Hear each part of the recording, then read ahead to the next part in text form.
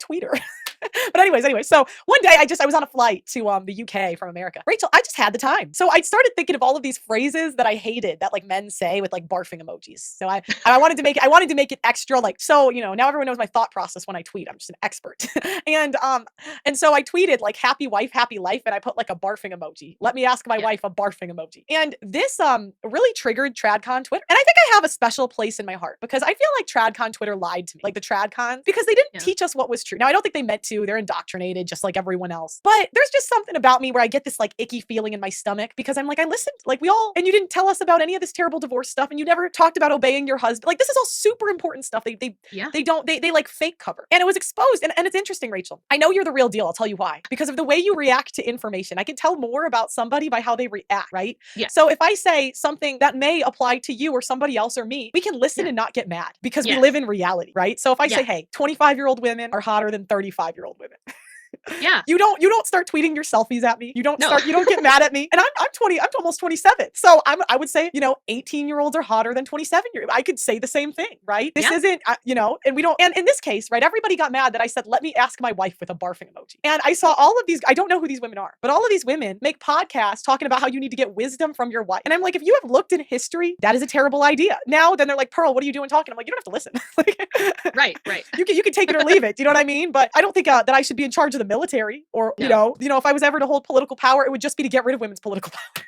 Well, can you not tell from this last example, okay? The whole reason Josephine was not into Napoleon is because he was such a hardcore simp. All he would do is say how amazing she was and how beautiful he was and how he couldn't stop thinking about it. He put this woman on such a pedestal, and all that told her was, ugh, you're a simp. Like, you can pay my bills, you can give me like power, you can give me resources, you can do for me, but like, she just wasn't even that into him. And she was just like, meh.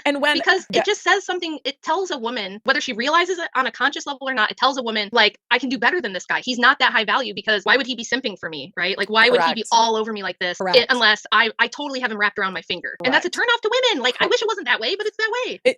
And so when I said that, it told me that the women that got mad were the controlling wives. That's what it told me, because you would not get mad. Like, if Andrew made a decision and you disagreed with it, and even if you hated it, you'd understand that's the order of the house. I gotta go with it. Yeah, and ultimately he's responsible. So like, okay, let's say he's dead wrong and he makes a terrible decision. He's the person that's gonna have to deal with it and fix it or whatever. Now, does that mean that like if my husband makes a bad decision, it might not affect me? It might affect me. But here's the magic thing, and I don't know how to explain this. This is one of these like laws of the universe that I can't tell you why it works. It just does. When you put full trust and faith in your husband and you trust his judgment that much that you really will submit, you're not going to give him a bunch of shit, you're not going to argue, you're not going to protest, but if he knows that you're like, look, I trust you 100%, even if you get some things wrong, I'm following you no matter what. I defer to your judgment no matter what. It makes the man, like, I don't know if it provides a stronger connection to God for him. Like, I pray for my husband every night. This is something you should do as a wife, by the way. Wife tip for y'all. You should pray every single day that your husband has strength, wisdom, discernment, and courage, and that the Lord protects him. That's what you're supposed to do. It's not your job to tell him what to do. It's not your job to make sure he's doing things right or he makes the right decisions. Your only job is to pray that the Lord does that for him, period.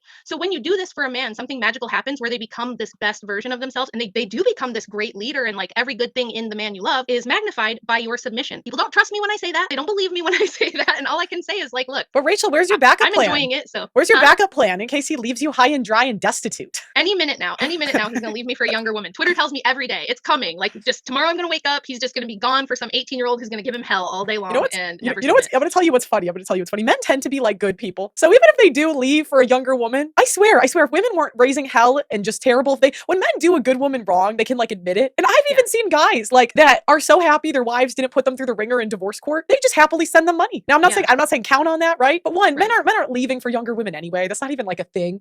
But even if it happens, I'm like, you guys realize like if he leaves you for a younger woman, like you're supposed to have had like 20 years to study this man, and like to the point like a younger woman can't compete. Do you know what I mean? Right. Like, okay, I'll give you an example. There's a girl that came on my show, right? And she was dating, she's married or not married, but like long-term relationship, like 10 years to a guy that's like a top 1% earner. And she's pretty overweight, pretty heavy lady, and pretty overweight. And getting to know her, I could see how she got him, because there ain't no way a woman younger than her could compete. There is no way, because she like her presence and her aura was just so like calming to be around. She was here, she like cooked for the entire staff. I know, and it made me like want to be softer, want to be like I could like count on one hand the number of women like with that presence, right? Yes, and so I'm like, even though like she was overweight, she's older, I'm like, there is nobody that could take. And so I'm like, guys, and then they get mad at me when I'm like, maybe if he's left you for a younger woman, like maybe you just made his life a living hell at home. Because typically the men, if you just give them food and sex, they're like, good enough, Yeah, my husband always says, he's like, okay, people think I'm going to like, let's say he doesn't even leave me. Let's say he just has an affair with someone younger. He's like, what do they think some younger woman is going to want from me? What she's going to want from me is to destroy everything I have and probably take it and manipulate me. There's no woman who's going to be my mistress knowing I'm married to you, who isn't going to be a piece of you know what, and who isn't going to probably manipulate me, blackmail me. He's like, because he gets a lot of women kind of throwing themselves at him. And he's like, I know exactly what they want. They don't want me. They want to wreck what I have. They just want to destroy my life. They want to be, they're like, they see a guy like me and they're like, I can subdue him. I can control him. I'll Correct. get him. You know, and he knows that. He's not dumb. He figured this out somewhere along the way and he was like, okay, I see what these women are up to. They don't really want me, you know? Correct. So he's like, why would I do that? What am I going to give some, thought power for? Correct. But my point is, like, women, whenever I say, well, why did he leave you? It's always like, Pearl's so insensitive. But like in my head, I'm like, you've had 20 years or 10 years, 50, whatever it is to get to know this guy, like the back of his hand. Do you know what I mean? Like you have like I understand the beauty and the youth, but I'm like, at some point, men are kind of content. Like Yeah. they're not looking to mess up their whole life, go through a divorce and ruin everything unless it's absolute hell at home. And what they don't want to talk about, this is what they don't want to talk about. And this happens to, my producers are from Africa, right? And they talk about how some Western men go to Africa and these Yeah. women just come in and they're so feminine and they treat these men like they've never been treated in their life, right? And then they're like, they just leave. Now, you could say, oh, that's on the man, but it's like, why have these guys never received an ounce of obedience in their life? Like, I know. am I the I bad know. guy for Well, pointing this out? Now, what people get mad when we talk in generalities like this, but we have to talk in generalities. There's always outliers, okay? Is there someone somewhere who left their wife and is a total piece of garbage? Sure. But there's women that do that all the time.